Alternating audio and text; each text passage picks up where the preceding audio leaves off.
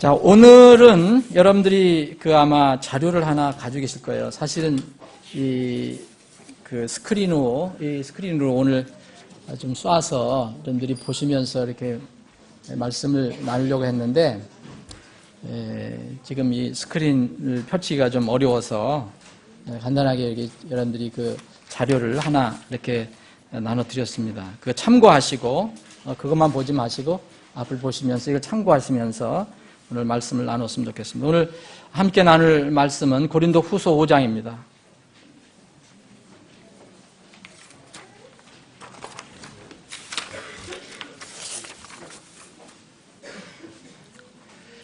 제가 읽겠습니다. 고린도 후서 5장 6절부터 11절까지입니다.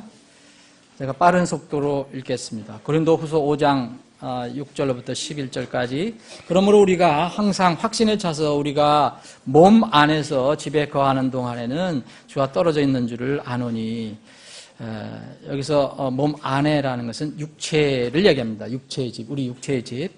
우리는 믿음으로 걷고 보는 것으로 걷지 아니하노라. 내가 말하노니 우리가 확신에 차서 원하는 바는 차라리 몸을 떠나 주와 함께 있는 그것이라. 그러므로 우리는 함께 있든지 떨어져 있든지 그분께서 받아주시는 자가 되려고 수고하노라. 우리 모두가 반드시 그리스도의 심판석 앞에 나타나리니 이로써 각 사람이 좋은 것이든 나쁜 것이든 자기가 행한 것에 따라 자기 몸 안에 이루어진 것들을 받으리라. 11절 함께 읽겠습니다. 시작합니다. 그런즉 우리가 주의 두려움을 알므로 사람들을 설득하거니와 우리가 하나님께 밝히 드러났고 또 너희 양심에도 밝히 드러난 줄로 내가 확신하노라. 아버지 하나님, 오늘 복된 주일 허락해 주시고 또 이 아침에 주님의 생명의 말씀을 허락해 주심을 감사합니다. 겸허히 이 말씀을 우리의 생명의 양식으로 받기를 원합니다. 주님께서 친히 우리 가슴을 향해서 선포해 주시옵소서. 거룩하신 예수님의 이름으로 기도합니다. 아멘. 어느 신문 기사를 제가 읽었는데, 어느 대형 마트에서 일어난 사건입니다. 대형 마트에 절도가 많이 일어난다고 합니다. 그런데 이 CCTV가 설치되어 있는 곳과 영케도 이게 설치되어 있지 않은 곳을 아는 곳, 그러니까 도난장치가 없는 곳에는 나중에 통계를 내보니까 절도 건수에 현저한 차이가 있다는 그런 기사가 있었습니다. 무슨 말씀이냐면 이 CCTV가 이렇게 공개적으로 설치되어 있는 데는 거의 이 도난 사건이 안 일어났는데 이것이 없는 곳에서는 이 절도가 많이 일어났다는 것입니다. 무엇을 의미합니까? 사람들은 자기 행동이 노출되지 않는 것으로 생각할 때에 이러한 불의한 행동을 하게 됩니다. 그러나 사람이 설치한 이런 CCTV, 이걸 피하더라도 결코 피할 수 없는 모니터가 하나 있습니다. 하나님의 눈입니다. 하늘에서 이 땅 아래를 속속들이 찍는 하늘의 모니터가 있습니다. 여러분 지금 우주에 이렇게 인공위성이 많이 떠돌아 다니잖아요. 여러분들이 내비를 활용하는 것도, 제가 내비가 있어서 얼마나 편한지요. 전에는 제가 길을 약간 길치라 신방 가려면 정말 애를 먹고 그랬어요. 그런데 요새는 주소만 있으면 딱 찍으면 안내줘요. 뭐 때로는 엉뚱한 데로 데려가긴 하지만 가끔가다 그래요. 한 10%는 엉뚱한 데 데려가요. 그런데 그래도 이제 내비 때문에 참 편리합니다. 그럼 뭐 때문에 가능합니까? 저 우리가 보이지 않는 곳에 인공위성이 있습니다. 그래서 하늘에서 다 그것을 찍어서 그걸 반대로 보내줘서 여기 땅에서 그것을 주소를 찾아내는 겁니다. 이 사람들이 만들어낸 모니터가 이렇게 있지만 이 하늘에 모니터가 있다고 저는 생각합니다. 이런 용어는 없어요. 하나님의 눈입니다. 이 하늘의 모니터를 피할 수 있는 사람은 지구상에 한 사람도 없습니다. 사실 지상에서 남을 속이는 것은 사실 자신을 속이는 것이고요. 우주 만물의 주인인 하나님을 속이려는 그런 행동입니다. 사람은 서로 속고 속이지만 하나님은 절대 속일 수 없습니다. 마지막 때 여러 가지 현상 중에 하나가 뭐라 했습니까? 사람들이 부지런히 속이고 또 속임을 당한다라는 말을 합니다. 무소부재하시고 어디나 계신 분이 하나님이라 했고 전지하신 분이 하나님이라 했는데 이 사람들은 이렇게 하나님을 부정합니다. 자신이 언젠가 자신이 믿지 않았던 하나님 앞에 서서 하나님의 하늘의 CCTV에 찍힌 자신의 어두운 모든 일들을 정말 그대로 다 볼 때가 옵니다. 우리가 이 성경을 보면 이실직고 한다. 그대로 우리 자신의 모든 삶을 고백한다, 설명한다. 이 말씀이 나옵니다. 이것을 사람들은 믿지 않습니다. 근데 성경을 가지고 있는 사람들은 최소한 이 말씀을 믿습니다. 여러분들도 믿으실 걸로 저는 생각합니다. 사랑하는 여러분, 하나님의 마지막 심판이 있음을 여러분들 정말 믿으십니까? 불신자는 대배왕자 심판에 서고 신자는 그리스도의 심판석에 선다는 것을 성경은 강조하고 있습니다. 그리스도의 심판석은 사람들이 생각하는 소설 아닙니다. 영화 시나리오 아닙니다. 이 TV 드라마 극본이 아닙니다. 실제로 모든 사람 눈앞에서 펼쳐질 하나님의 예정된 행사입니다. 오늘 여러분들이 가지고 계신 이 자료를 보시면 오늘 제목이 그리스도의 심판석으로 되어 있습니다. 이 그리스도의 심판석에 대해서 잠깐 우리가 살펴보기를 원합니다. 오늘은 이 응축해서 말씀을 나눕니다. 여러분들 어떤 주스 같은 것을 여러분들이 마실 때 농축액이라는 게 있죠. 농축액에다가 여러분들 물을 타서 또 이렇게 마시거든요. 사실 이 그리스도 심판석을 한 40분 내에 이거 끝낸다는 것은 거의 어려운 얘기입니다. 그러나 하여튼 농축을 해보겠습니다. 농축. 그러니까 여러분들이 그 자료를 가지고 이렇게 살펴보시면 되겠습니다. 그리스도 심판석이라는 이 무엇이냐? 그 개요를 살펴보면 정의는 이렇습니다. 예수 그리스도께서 예수 그리스도를 믿는 사람들, 곧 그리스도인들을 심판하고 평가하는 시간이고 자리입니다. 또 심판 결과, 그럼 왜 평가하고 심판하시느냐? 보상을 주시려고 하시는 것입니다. 이 전의 용어로는 상급입니다. 이것을 성경에서는 썩지 않을 왕관을 준다고 얘기합니다. 세상에는 모든 사람들이 관을 쓰려고 하잖아요. 어디 운동 경기든 모여서 1등 하려고 하잖아요. 1등. 그럼 거기서 뭐 어떤 상을 줍니다. 금메달을 주든지 왕관을 주든지. 이것은 세상에서 성경이 말하는 썩을 거라고 얘기합니다. 그런데 하나님께 주실 것은 썩지 않을 거라고 얘기합니다. 이 왕관에는 몇 가지가 있습니다. 의의 관도 있고 생명의 관도 있고 환희의 관도 있고 영광의 관도 있습니다. 거기에 예를 들어서 의의 관은 예수 그리스도께서 오실 것을 믿고 기다리는 사람들에게 특별히 주시는 것이라고 했고요.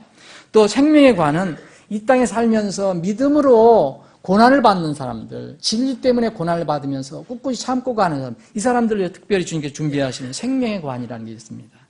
그리고 부지런히 이 천국과 지옥을 알려주고 그 부지런히 영혼들을 건져내는 사람들에게 주시는 또 환희의 관, 왕관이 있습니다. 하나님께 다 준비하시는 겁니다. 구체적으로 어떤 것인지 성경은 더 밝혀놓고 있지 않습니다. 그리고 영광의 관도 있습니다. 사역에 전념하는 사람들을 위해서 준비하신 것입니다. 그래서 이렇게 그리스도의 심판석에서는 이런 심판의 결과로 보상을 주시게 됩니다. 그러면 심판 범위는 어떻게 되느냐? 구원받을 때부터, 구원받는 순간부터 주님을 만나는 순간까지의 모든 그리스도인의 삶을 대상으로 합니다. 구원받기 전은 상관없습니다. 구원받기 전은 어디서 받느냐? 그리스도의 심판석에서 받는 게 아니라 대배광자 심판에서 받습니다. 마지막. 심판 기본 원칙이 있다면, 하나님께서 심판하실 때 기본 원칙이 있다면 뭘까? 주님의 순종한 여부를 가지고 판단하는 겁니다. 곧 주님의 말씀에 순종을 했느냐, 그 여부를 가지고 판단합니다. 만약 주요 평가 항목을 얘기한다면, 유대인들은 이 산상수훈에서 예수님께서 말씀하신 거 보면 그 중에 세 가지 얘기를 했어요. 유대인들에게. 구제, 기도, 금식. 그런데 그리스도인의 경우는 복음전도, 물론 이런 것들도 포함되지만 복음전도, 선교, 그리고 침례, 그리고 주님께서 명령한 모든 것들, 이걸 순서적으로 하는 겁니다. 구원받을 때 복음을 받고 구원을 받죠. 그 다음에 침례 순종을 하라 했습니다. 그리고 주님께서 명령한 모든 것들을 지키라고 말씀하셨습니다. 마태복음 28장에 나와 있는 것입니다. 이런 모든 명령들, 하나님께서 말씀하신 것들이 다 평가 항목이 될 것입니다. 예를 들어서 기도도 되고 구제도 되고 금식도 되고 헌금도 되고 섬김도 되고 봉사도 되고 선행도 되고 창조 질서에 순종하는 하나님 명령에 따르냐 안 따르냐 이것도 되고 심지어는 복장, 무슨 다른 사람이 있고 한계 이런 모든 것 출천 여부도 다 해당이 됩니다. 또 심판의 방법은 그럼 어떻게 하냐? 대상 범위가 있는데 구원받은 사람이면 곧 그리스도인이라면 예외가 없습니다. 곧 열애라는 게 없습니다. 군대는 열애가 있거든요. 군대. 어디든 세상에서는 다 열애가 있습니다. 무슨 특별한 열애가 있습니다. 무슨 뭐 해서 열애시켜주는 데가 있습니다. 군대뿐만 아니라 세상 어디에든 다 있습니다. 회사에도 있습니다. 그런데 여기는 하나님의 자녀라면 그리스도인이라면 예가 있는 사람이 하나도 없습니다. 저는 오늘 거기 본 말씀 보면 10절에 보면 우리 모두가 그렇습니다. 반드시 그리고 뒤에 보면 각 사람이 예가 없다는 것을 알 수 있습니다. 두 번째는 심판 자료는 뭐냐? 여기에 이제 좋은 것이든 나쁜 것이든 다 해당됩니다. 좋은 것이든 나쁜 것이든 각 그리스도인 개인이 행한 것에 따라서 심판을 받습니다. 이게 심판 자료가 되겠죠. 히브리서 4장을 보면 마음의 동기까지도 하나님 아신다 그랬으니까 이게 좋은 의도로 하냐 악한 의도로 하냐 이것까지도 다 아신다고 그랬습니다. 조금 전에 말씀드린 대로 예수님께서 산상수훈에서 마태복음 6장에 보면 보상에 관해서 말씀하실 때 기도와 금식까지도 평가의 대상이 들어갑니다. 여러분 기도하고 금식 같은 건 평가 대상이 안 들어가는 걸로 생각하죠. 근데 그것도 들어갑니다. 공개적으로 주님께서 하나님께서 갚아주신다고 말씀하십니다. 심판 도구가 있습니다. 어떻게 심판하냐? 성경에 의하면 하나님의 입에서 나오는 불로 하신다고 그랬습니다. 실제로 그리스도의 심판석에서 하나님 입에서 불이 나온다고 저는 생각하지 않아요. 그건 뭐냐면 기록된 하나님의 말씀이라는 겁니다. 하나님 말씀. 성경에 보면 하나님의 말씀은 불로 다 표현이 되고 있습니다. 불로. 고린도전서 3장을 보면 마지막 심판, 그 그리스도의 심판석에 보면 불로 한번 시험한다. 그럼 이제 쓸데없는 것, 동기가 나빴던 것, 그리고 주님과 아무 상관이 없는 이런 것들은 다 타버린다고 말씀하십니다. 그래서 불로 얘기합니다. 이게 하나님의 말씀입니다. 하나님 말씀. 마지막 때에 주님께서 나타나실 때 주님의 모습을 흔히 불꽃 같은 주님으로 표현합니다. 다 연관성이 있습니다. 요한계시록 1장 3절에 보면 이 대언의 말씀들을 읽는 자와 듣고 그 안에 기록된 그것들을 지키는 자들은 복이 있나니 이는 때가 가깝기 때문입니다. 말씀을 강조하고 있습니다. 요한복음 12장 48절에 보면 주님께서 내가 지금 너희들에게 말하는 거 너희들이 지금 믿지 않아도 내가 지금 심판하지 않겠다. 그러나 너희들이 심판받을 때를 기억하라. 내가 한 말이 그때 너희들을 심판할 것이다. 라고 얘기합니다. 말씀하셨습니다. 그럼 이 심판의 성격은 어떨까요? 공정하고 엄격합니다. 오늘 고린도후서 5장 11절에 보면 우리가 하나님께 밝히 드러났다는 거예요. 여러분, 하나도 숨길 수 없다는 겁니다. 하나도 숨길 수 없습니다. 여러분, 그리고 이 공정하고 엄격하다는 것은 완전 무결하다는 겁니다. 억울함이 없다는 거예요. 절대 공정한 심판이 있다는 겁니다. 조금 후에 다시 한번 말씀드리겠습니다. 마태복음 9장을 보면 물 한 잔의 수고도 하나님이 절대로 그냥 지나치지 않고 보상해 주겠다 얘기합니다. 평가를 하겠다는 겁니다. 마태복음 10장 42절은 이제 찬물 한 잔으로 또 표현합니다. 전지전능하신 거룩 완전하신 하나님이시기 때문에 그분이 심판하신다는 것은 그렇게 완전할 수밖에 없는 것입니다. 결과의 보상은 어떻습니까? 여기에 10절, 오늘 본문 말씀 10절에 보면 나와 있습니다. 자기 몸 안에 이루어진 것들을 그대로 받으리라 그랬습니다. 자기 몸 안에 이루어진 것들. 여러분, 구원은 은혜로 받는 것입니다. 선물입니다. 차별 없이 받습니다. 그런데 이 보상은 은혜가 아닙니다. 무조건 하나님께서 주신 게 아닙니다. 여기는 어떤 면에 조건이 있습니다. 각자 그리스도인 각자 자기 몸으로 행한 것에 따라서 받는 것입니다. 이 순서가 굉장히 중요합니다. 순서. 이거 먼저 하면 큰일 납니다. 먼저 구원받은 사람에게 해당이 되는 겁니다. 여기서 보상은 자기 몸 안에 이루어진 것들을 받는다는 것은 좋은 것만을 말하지 않습니다. 여러분, 보상하면 좋은 것만 생각하는데 그게 아닙니다. 이건 보응이란 뜻입니다. 모든 자기가 한 것들에 관해서 부정적인 것도 포함할 수 있습니다. 받을 수 있었던 것을 어떤 사람은 못 받을 수도 있습니다. 가지고 있었던 것을 잃어버린 사람도 나옵니다. 마태복음 13장이나 25장을 보면 있는 것까지도 뺏기는 사람들이 거기 나옵니다. 여러분들 여기 성경 구절 나중에 한번 참고로 살펴보시기 바랍니다. 자기 몸 안에 이루어진 것들, 이것은 또 생각과 마음만 있고 실천하지 못한 것은 해당 뭡니다. 해당이 없습니다.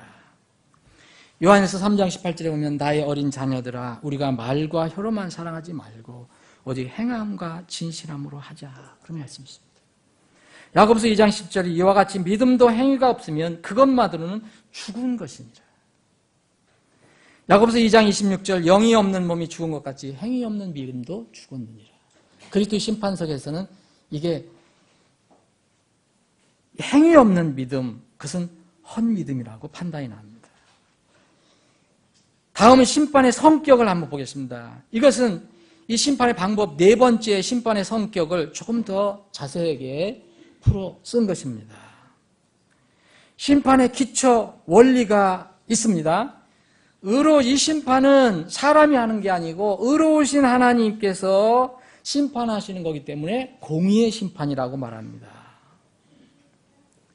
디모데후서 4장 8절에 보면 이후로는 나를 위하여 의의 관이 예비되어 있나니 주 곧 의로우신 심판자께서 그날에 그것을 내게 주실 것이요. 그런데 여기 여러분들이 내게 주실 것이요. 그 다음에 내게만 아니라가 아니라 내게만 아니라 고쳐주시기 바랍니다. 내게만 아니라 그분의 나타나심을 사랑하는 모든 자들에게도 주시리라. 여기서 보면 바울 사도는 그때 심판하실 주님이 의롭다 그럽니다. 의로우신 심판자. 의로우신 심판자. 이것이 굉장히 중요한 이 그리스도의 심판석에서 중요한 요소 중에 하나입니다. 우리 형제님들 축구 좋아하잖아요. 저도 좋아합니다. 보는 것도 좋아하고. 이제 봄이 되니까 한번 또 해야 되잖아요. 지난 월드컵 때, 그때가 언제죠? 월드컵, 무슨 월드컵이? 아니요. 독일. 2010년 어디 월드컵이에요? 독일인가? 남아공 월드컵. 역시 축구의 전문가가 역시. 지난 월드컵 때 여러분도 보셨을 거예요. 여러분, 심판 판정 엉터리가 있었습니다. 아시죠? 오프사이드인데 그냥 골 들어갔습니다. 근데 골에서 선언하면 끝이에요. 그죠? 뒤집지를 않습니다. 그리고 분명히, 나 이것도 잊어버리잖아요. 영국하고 독일하고 저기를 했죠. 네, 시합을 했는데, 분명히 영국에서 쏜 슛이 독일 골대를 맞고 들어갔습니다. 여러분 기억하십니까? 선이 있으면 분명히 들어갔어요. 그런데 심판은 그걸 못 보고 노골을 선언해버렸어요. 그래서 비디오를 계속 틀어놔도 안으로 들어갔어요. 확실하게. 근데 반복을 안 해요. 정말 억울하죠. 영국 억울하죠. 우리 같았으면 난리 났을 거예요. 우리나라에서. 여러분, 이번 소치 동계올림픽에서 여자 피겨 선수 김연아 선수 그 결과 때문에 지금 굉장히 소란스러워요. 그죠? 예, 우리나라뿐만 아니고 외국에도 다 그래요, 지금. 이건 진짜 억울한 거다, 이게. 예? 김연아가 금메달인데 이게 소련에서 이제 홈 코트를 이용해서 너무 많이 줬다, 점수를. 근데 또 이게 양심 고백을 했대요. 무슨 그 심판 중에 하나가. 예? 이게 진짜 이건 잘못 준 것이다. 너무 거길 줬다. 어쨌든 간에, 여러분, 하나님의 심판은 이런 거 없습니다. 골대 맞고 들어갔는데도 노골? 없습니다. 여러분, 김연아가 더 잘했는데, 그 은메달? 그런 거 없어요. 절대 없어요. 하나님은 그런 분 아닙니다. 그래서 하나님 뭐라냐? 의로우신 하나님이라고 합니다. 의로우신 하나님. 심판의 성격은, 심판의 기초 원리가 이겁니다. 의로우신 하나님의 공의의 심판이라는 거예요. 여러분, 이 심판을 피할 사람은 전혀 없습니다. 믿지 않는 사람들도 못 피합니다. 여러분, 계시록 20장에 보면 모든 사람이 선다 그랬습니다. 믿지 않는 사람도. 사람, 그래서 아무도 피할 수 없다. 그리스도인이 아닌 믿지 않는 사람도 못 피한다. 이 말씀을 듣는 분들 중에서 나는 안 믿으니까, 나는 하나님 안 믿어. 그리스도의 심판석이라 그거 상관없어. 그러시면 안 됩니다. 왜냐하면 더 무서운 백왕자 심판이 있습니다. 이거는 그리스도의 심판석은 하늘에서 받는 겁니다. 대백왕제 심판은 지옥으로 선고하는 심판입니다. 아무도 피할 수 없다. 두 번째는 지금 말씀드린 대로 결코 오심이나 편파, 불공정한 재판이 없기 때문에 아무도 이 일을 제기할 수 없다는 겁니다. 여러분, 로마서 1장 2절에 보면 뭐라 했습니까? 그들이 변명할 수 없다 얘기합니다. 입이 있어도 변명 못한다는 겁니다. 나 이렇게 해서 안 믿었는데요. 나 이렇게 살아있을 때 하나님 안 믿었는데요. 변명 못한다는 겁니다. 하나님 그때 말씀하실 때 아무도 변명 못한다는 겁니다. 겉으로 드러나는 것뿐만 아니라 마음의 의도까지도 심판하신다고 그랬잖아요. 또 놀라운 것은 누가복음 12장을 보면 이 세상에서 많이 받고 누린 사람들에게 더 많이 요구하신다 합니다. 그리스도의 심판석에서는. 하나님은 정말 공의로운 하나님입니다.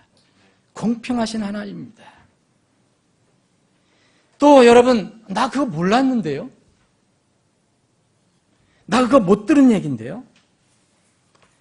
마가복음 13장을 보겠습니다. 마가복음 13장.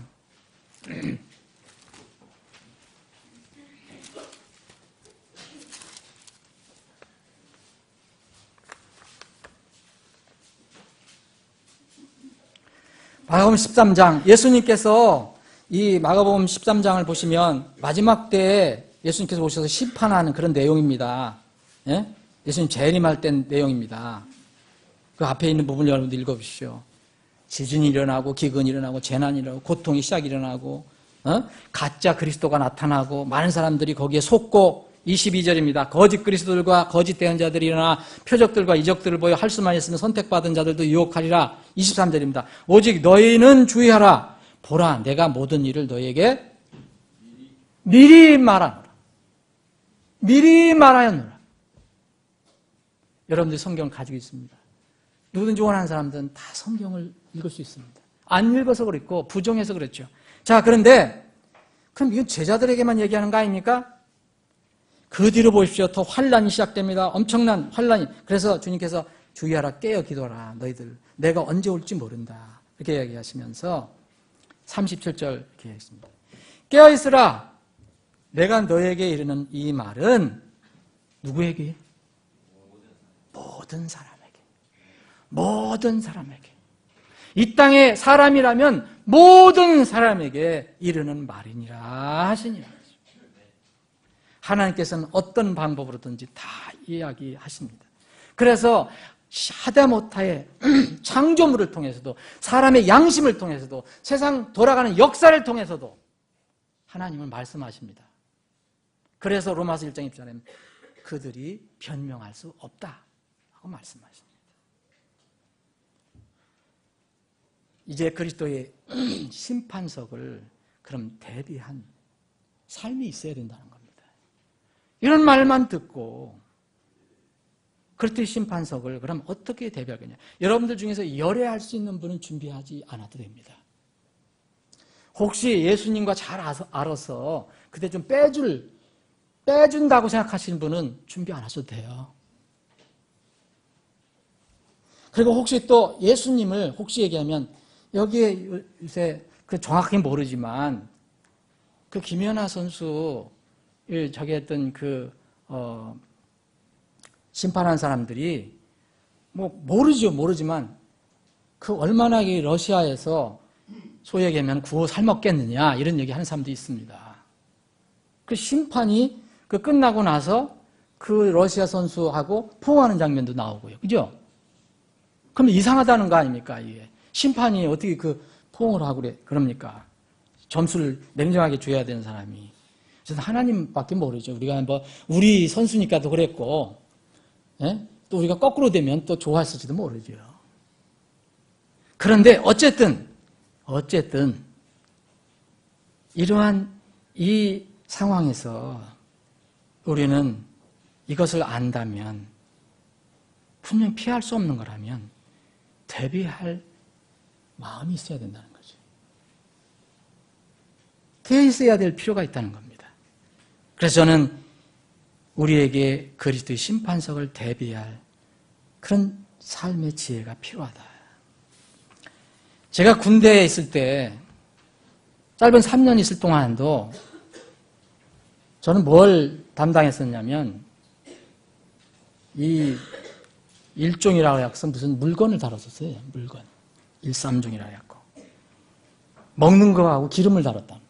행정을 했는데 끄떡하면 감사 나오는 거예요. 그러면 감사 준비하는 거 해봐도 끝이 없어요. 근데 이게 굉장히 스트레스 쌓이는 거지, 그죠? 부대가 다 뒤집혀져서 어디 감사 나온다면 말 준비해요. 예? 우리 박 형제님 잘 알 거예요. 감사원이었으니까. 군대 감사원이었으니까. 감사 나가는 사람은 편하지만 준비한 사람은 정말 힘들어요. 스트레스 많이 받고. 여러분 회사 다닐 때 내부 감사 많이 받은 적 있죠. 회사에 다닐 때면 감사원이나 감사 부속실이나 무슨 검사실 이렇게 제일 귀찮고 힘들어. 어제 껄끄러워. 그죠? 그 사람들은 뭘 잡아내려고 하는 사람들이니까. 나라는 또 뭐가 있습니까? 국정감사가 있어요. 저도 직장 다닐 때 국정감사를 수년 동안 받아봤거든요. 그런 부서에서 일했어요. 만날 제가 국회에 나가서 쭈글쭈글 앉아보고 그랬었어요. 복도에서. 밤샘도 하고. 여러분 국정감사 준비하는 과정 굉장히 힘듭니다. 그런데 이 과정을 준비하고 나서 마지막 딱 감사받고 나서 아무 문제가 없다.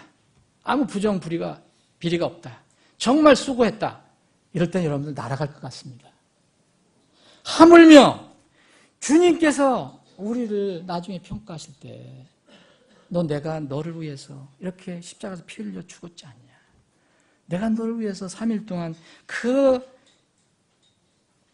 어두운 땅 속에서 3일 동안 내가 갇혀 있지 않았냐? 그래, 너는 나를 위해서 뭘 했냐? 너 구원받고 하나님 자녀가 돼서 뭘 했냐? 이랬을 때 주님, 제가 부족하지만 이렇게 했습니다. 이실족고 한다고 그랬으니까. 나를 설명한다고 그랬으니까. 그래서 주님께서 착하고 충성된 종아, 주인의 즐거움에 참여하라. 이런 선언이 떨어지면 얼마나 기쁘겠습니까, 여러분? 그런데 이 성경을 보면 그때 부끄러운 사람이 나타난다고 얘기합니다. 참, 이 성경은 그대로 나타납니다. 그렇다면 눈물을 흘릴 사람도 있을 것이에요. 그래서 그리스도의 심판석을 우리는 이거 우리 앞에 다가올, 바로 우리에게 앞으로 나타날 이 영적인 사건은 공중 들립니다. 나팔 소리입니다. 여러분들 그거 믿으시죠? 다른 거 없습니다. 예수님의 재림이 아니에요. 먼저 우리가 올라가는 겁니다. 예수님께서 공중으로 먼저 오시는 겁니다. 우리가 들림받고 올라갑니다. 이것이 우리에게 남겨진 지금 영적인 사건이에요. 가장 먼저 일어날 거예요. 천양 다스리는 그 다음에 일어날 겁니다. 그러면 이 그리스도의 심판석이 우리의 눈앞에 와 있다는 겁니다. 어떻게 할 것입니까? 그래서 저는 세 가지로 한번 정의를 해봤습니다. 모든 이 그리스도의 심판석의 기본 심판의 기초 원리는 의로우신 하나님께서 공의롭게 판단하시는데 그 기준이 뭐라 했습니까? 하나님의 말씀이라고 했지 않습니까? 하나님의 말씀. 제가 다시 한번 요한복음 12장 48절을 읽어드리겠습니다. 나를 거절하고 내 말들을 받아들이지 아니하는 자에게는 심판하는 이가 있으니 곧 내가 한 말 바로 그 말이 마지막 날에 그를 심판하리라. 구원받지 않는 사람도 하나님의 말씀으로 심판받습니다. 그래서 지옥으로 떨어지는 거고요. 구원받은 사람들도 그리스도 심판석에서 하나님께 주신 말씀, 예수께서 하신 말씀을 가지고 판단을 받습니다. 그래서 우리는 말씀에 대한 태도를 이제 한번 생각을 해봐야 된다는 겁니다. 말씀을 읽거나 들을 때마다 말씀에 순종하려는 선한 결단이 그때마다 필요하다는 겁니다. 한번 말씀 듣고 그냥 흘려버리는 게 아니고 말씀을 거역하고 불순종하는 것은 참 어리석습니다. 여러분, 이 시대의 그리스도인들의, 기독교인들의 특성 중에 하나가 뭔지 아십니까? 하나님을 설득하려고 합니다. 하나님을 설득하려고. 이건 초세기에서도 그런 사람이 나타났습니다. 갈라디아 교회에 그런 사람들이 나타났습니다. 요새 현대적인 용어로는 웰빙족 크리스찬들입니다.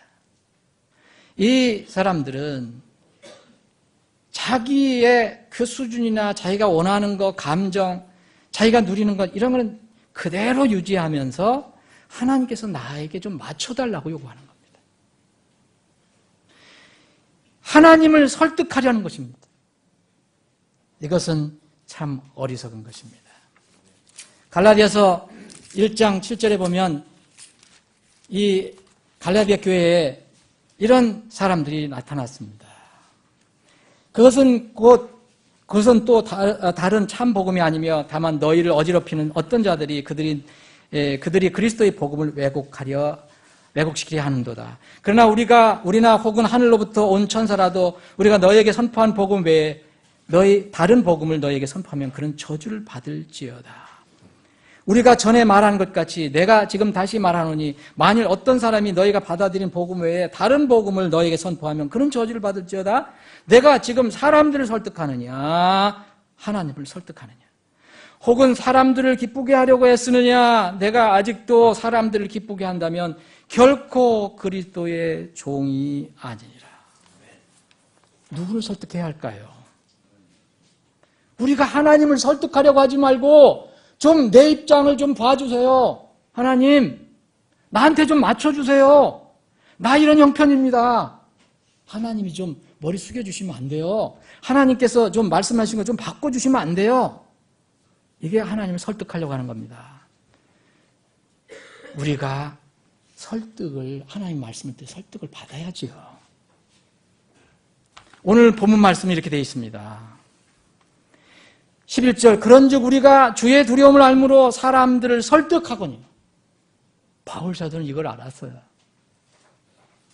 우리는 하나님을 설득하는 게 아니고 사람들을 설득해야 된다는 겁니다. 왜냐하면 우리가 하나님께 속속들이 다 드러났고 이제 이렇게 공의로운 심판을 우리가 받을 것이기 때문에 누구를 설득할 것이냐. 요새 현대인 많은 그리스도인들은 하나님을 설득하려고 시도를 합니다.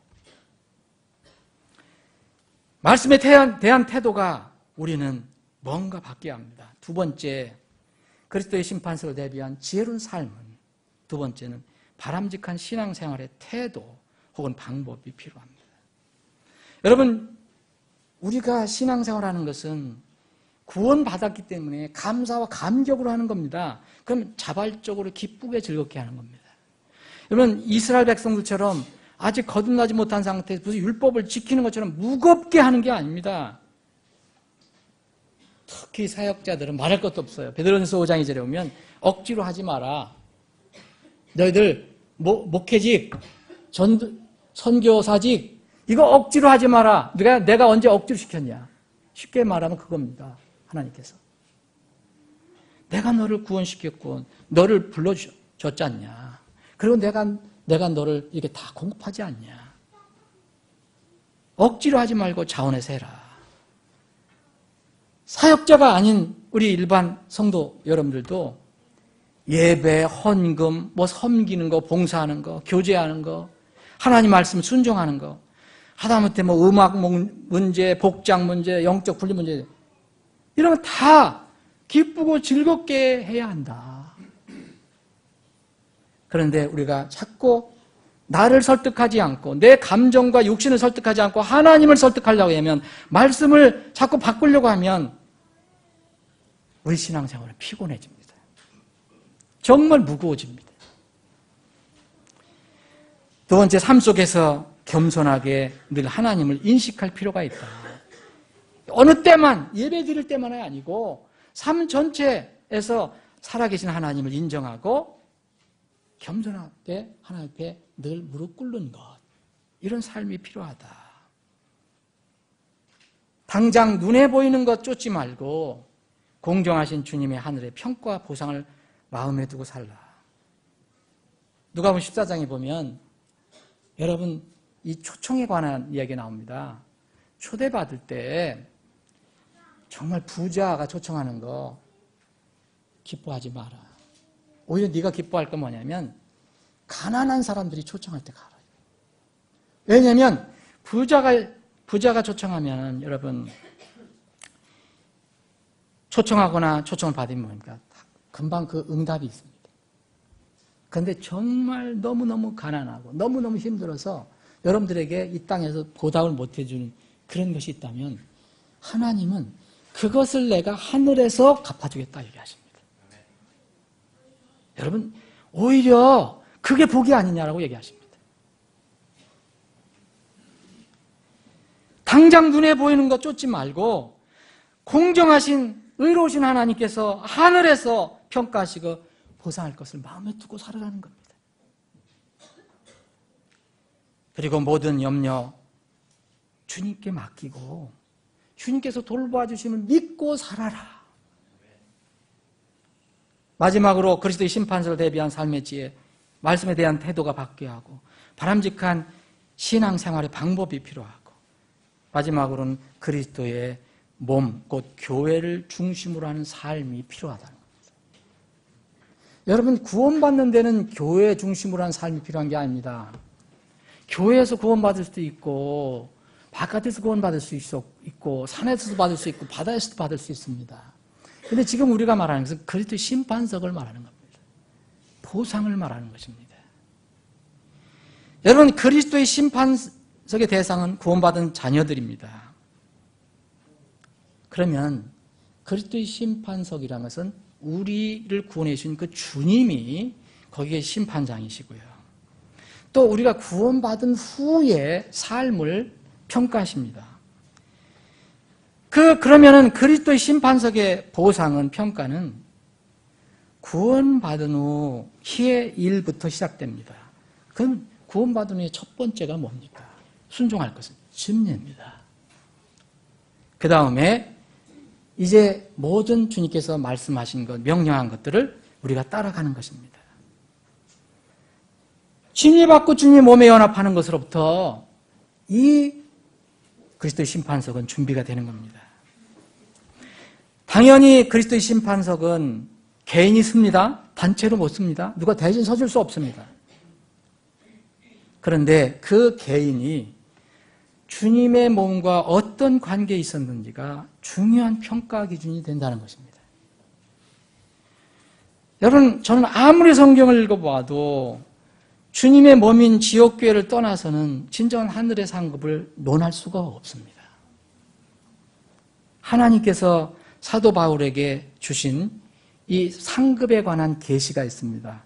이 상급에 관한 계시를 다른 데는 약간 이렇게 은유적으로 표현이 되어 있지만 직접 그리스도의 심판석이라는, 그리고 보상이라는 그런 용어를 쓴 것은 바로 바울 사도입니다. 바울 사도에게 이런 계시를 주셨습니다. 이 바울 사도가 받은 계시는 개인에게 준 것이 아닙니다. 바울이 혼자 받았지만 이 바울에게 주신 이 목적은 너희는 이것을 교회에게 알려주라고 주신 것입니다. 그래서 바울이 이 계시를 두 교회에게 주셨는데 하나는 고린도 교회입니다. 하나는 로마 교회입니다. 오늘 우리가 읽은 부분은 고린도 교회에 주신 편지입니다. 고린도 교회, 여러분들이 아시는 것처럼 좀 문제 있는 교회였습니다. 돈 많고 사람들도 많고, 그런데 화합이 안 됐어요. 세상 것들도 많이 들어왔습니다. 서로 갈등도 일어났어요. 그래서 이것을 파당을 만들었습니다. 그래서 이것을 해결해 주시기 위해서 하나님께서는 바울 사도에게 이 그리스도의 심판석의 보상의 계시를 주셨어요. 바로 그것이 바로 고린도후서 5장입니다. 그리고 고린도전서 3장입니다. 이 고린도 교회 사람들은 바울 사도로부터 갓난 아이들이라는 책망을 받았어요. 아주 육신적으로. 그런데 다 고린도 교회 안에 있었던 지체들입니다. 이들은 고린도 교회 밖에 있던 사람들이 아닙니다. 바울 사도가 계시를 준 것은 고린도 교회, 곧 고린도 교회 안에 있는 사람들에게 주었습니다. 로마 교회에 또 이렇게 그리스도의 심판석에 관한 이 계시를 주셨거든요. 그 계시의 동기는 뭡니까? 교회 밖의 문제가 아닙니다. 주님의 몸과 관련된 문제였습니다. 교회 안에 있는 지체들, 곧 우리들의 문제였습니다. 로마서 14장을 여러분들 한번 읽어보시면 이해가 될 것입니다. 사랑하는 여러분, 잘 생각해 보십시오. 교회 밖에 있는 사람들은 다른 사람들과 갈등 일이 필요 없습니다. 교회 밖에 있어요. 교회 안에 성도가 아닙니다. 이런 사람들은 우리 지체들과 무슨 갈등이 일어납니까? 여러분 혹시 나가다가 혹시 길거리에서 무슨 운전하다가 시비를 걸 수는 있을지 모르지만 이런 신앙적인 문제로 갈등이 일어나지 않습니다. 또 다른 지체들을 돌아보고 섬길 필요도 없어요. 교회 밖에 있는 사람들은. 물론 구원받고도 교회 안 들어온 사람도 있죠. 개인적으로 구령전도에서 상급 받을 수 있지만 그 상급은 주님의 모든 명령과 연결되어 있습니다. 복음을 전하고 침례를 주라. 그리고 또 침례를 받은 사람에게는 다른 많은 내 명령들을 가르쳐서 지키게 하라. 내가 세상 끝날까지 너희와 항상 함께 있겠다. 지옥교회를 떠나서는 이런 명령을 수행하는 것은 불가능합니다. 하늘의 상급은 각자 받는 것이지만 주님의 몸인 교회와 아주 밀접한 관계가 있다는 것을 아무도 부인할 수 없습니다. 구원받은 후에는 교회로 우리가 모이기 때문에 그렇습니다. 주님께서 남겨주신 것이 하나 있습니다. 말씀도 남겨주시고 뭐 다 남겨주셨지만 이 주님께서 뭐라고 하냐면 몸을 남겨준다고 했습니다. 교회를 주님의 몸이라고 했습니다. 여러분 주님을 어디서 찾습니까? 주님의 몸을 우리가 형성해 갑니다. 주님께서 남겨주신 그분의 유일한 몸, 바로 우리가 모이는 지역교회입니다. 구원받은 사람이 그리스도 안에서 모이는 이 교회입니다. 여러분 선교회도 필요합니다. 미션 어떤 학교도 필요합니다. 미션 스쿨도 필요합니다. 그리고 기독교 신앙을 전파하는 무슨 단체도 필요합니다. 때때로 갖는 기도 모임도 필요합니다. 그러나 이것은 주님의 몸이 아닙니다. 주님의 몸은 딱 하나입니다. 주님의 교회입니다. 그래서 은혜로 구원을 받았어도 무형의 우주교회와 무교회를 주장한 사람들은 하늘의 상과는 거리가 멉니다. 이번에 우리나라에 무슨 가톨릭 추기경이 서임이 됐잖아요. 근데 거기서 교황청에서 어떤 그 높은 어떤 그 신부가 얘기하는 것을 제가 인터뷰하는 걸 잠깐 들었거든요. 그 입에서 뭐가 하냐면 유니버설 처치를 얘기해요. 우주적인 교회다. 가톨릭이 가장 중요하게 생각하는 우주적인 교회. 여러분, 가톨릭은 정말 주님의 교회인가? 주님께서 말씀하신 주님의 교회인가? 내 교회인가? 한번 잘 생각해 봐야 됩니다. 무형의 우주교회, 보이지 않는 것이 다 교회다.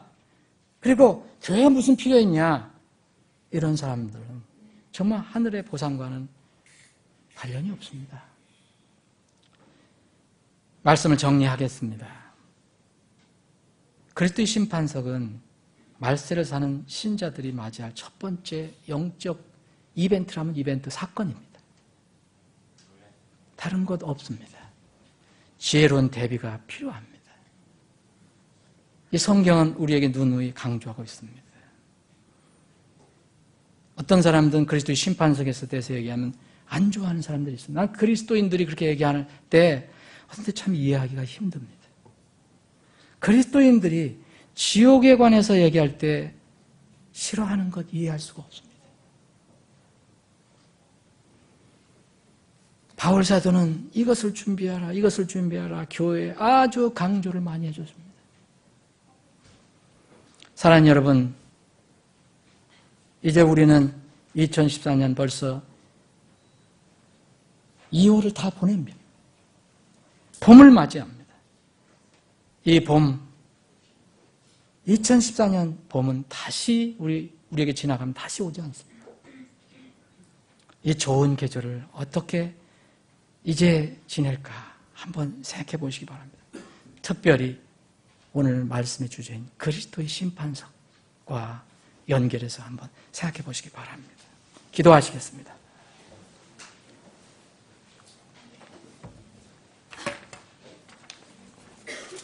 저는 기도하는 시간 갖겠습니다.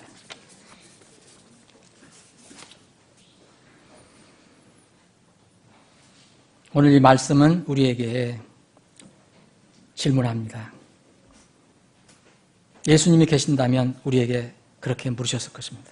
근데 예수님은 지금 계시지 않습니다. 대신 말씀을 우리에게 주셨습니다. 말씀은 예수님입니다. 내 말이 너희를 심판하겠다. 그 말씀 성경은 우리에게 이렇게 묻습니다. 그때를 너희는 준비하고 있는가? 어떻게 준비하고 있는가? 이 두 질문을 여러분들 자문해 보시기 바랍니다. 그러면 주님께서 여러분에게 참으로 소망과 확신과 또 격려를 주실 것이고 또 여러분들에게 결단할 수 있는 힘을 주실 것입니다. 고쳐야 할 것, 바꿔야 할 것, 그리고 내가 더 신경 쓰고 애써야 할 것들을 생각나게 하실 것입니다. 아버지 하나님, 오늘도 말씀을 주심을 감사합니다. 우리 말씀 앞에 다 같이 부복하기를 원합니다. 우리에게 그런 믿음을 주시길 원합니다. 우리 모든 사랑하는 성도 각자에게 이 주님의 오심을, 이 주님 앞에 설 것을 준비할 수 있는 믿음을 허락해 주옵소서. 우리 교회가 그 그리스도의 심판석을 잘 준비하는 교회가 되게 하여 주시옵소서. 거룩하신 예수님의 이름으로 기도합니다.